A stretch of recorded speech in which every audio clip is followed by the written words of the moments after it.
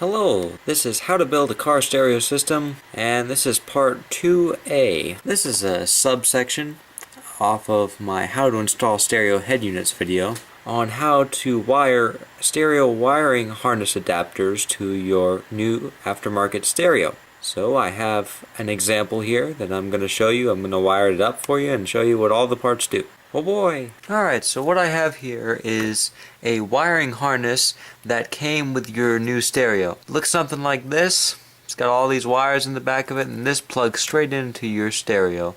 So this here is an aftermarket car stereo wiring harness adapter for your factory radio. You can find these, they're brand specific, so if you have a Ford vehicle, there are ones specifically for Ford, GMC, Toyota, Nissan, and others. Also keep in mind that when you're buying these, remember what type of audio system you have. They also discriminate premium audio systems to regular sound systems. So if you have a premium audio system, you're going to need a different one of these than you would have if you had just had a regular run-of-the-mill factory audio system. So watch for that when you're picking these out. Otherwise, it only goes by the make of your car and the year. The wiring harnesses that I have here today are Ford wiring harnesses, and they are used for Ford systems that are not premium. So when you unplug your factory radio, you'll have a couple of connectors that you can't really do anything with until you buy these.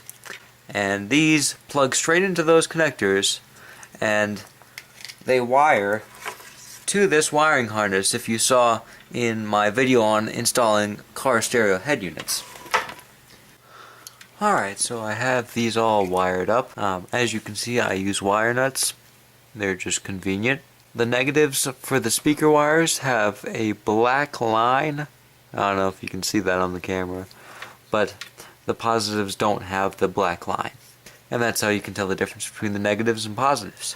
So now onto these wires here. These are the power, the switching power, the ground, and the dimmer wire. Alright, so I have the power wire, the accessory or switching power wire, and the ground wire hooked up from the wiring adapter to the wiring harness for the new radio. Altogether, this looks like a tree. There's a lot of wires here. I don't know how this is going to fit in a dash later, but we'll see. Alright, so we're in the vehicle that we're taking the factory stereo out of right now. This is my buddy. It's always good to have a buddy with you to hold stuff. Here's the factory radio, the connectors. Okay, there's one, second one, and the third one. And then this wire here, which is the FM stereo antenna, I assume.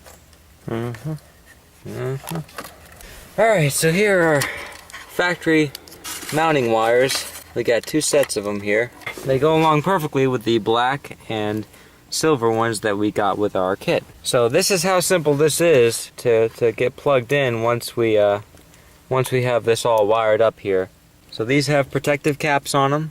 You just take them off before you plug them in. These particular Ford ones. And you match black to black. It will fit and it clips together. Pretty simple. And then this other one goes the same way. And that's done. That's the factory stereo conversion. Now all we do is take this black stereo wiring harness that came with our new stereo that we wired to those adapters earlier, and we plug this into the back of the stereo here by the fuse, and that just clips in. This is the radio antenna cord that he just plugged into the only spot that takes it on the radio. In my car, the FM radio plug does not come out even this far. It is way back here and was originally way hard for me to plug in. If you go to your local AutoZone, you could actually get extenders for your particular brand of radio. Some factory radios will also have a different antenna, and you'll have to adapt it to your particular aftermarket antenna. as well. I did find that out while I was looking for the extender. So there are extenders for your factory radio antenna, and there are also adapters if your antenna plug doesn't fit your stereo. Is that correct? Yes. And now we're having trouble getting this back in here. Well, I never said in the series that you wouldn't have trouble putting this in. You may want to, at the end of your install, tape your wires together to make them neat looking and just to kind of be able to get them out of your way for future stereo upgrades if you are into that sort of thing. But today we're replacing the stereo with a new aftermarket stereo because the old one was broken. Pioneer. We got another Pioneer radio. We like these. They're cheap, they're easy to use, and, well, they're nice. And that fits perfectly. What do you know? You need a mounting bracket. No mounting bracket needed. This is a 92.4 Taurus, so if you have one of those, you might not need a mounting bracket. Now what he's going to do is he's going to put the key in ignition, turn the radio on, and then fade the stereo to all the different speakers to make sure that we have it set properly.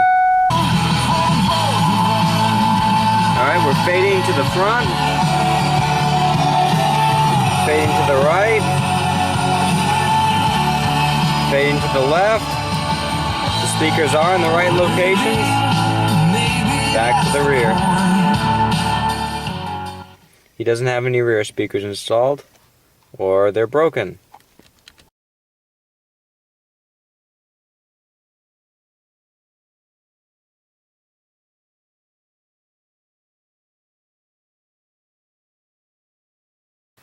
This is a sort of kind of definitive guide on how to wire stereo wiring harnesses together, how to work the different adapters and be able to plug them into your stereos, and I hope this was helpful. Please remember to subscribe and ask questions because it's always helpful. I'll try my best to answer them. Have a nice day.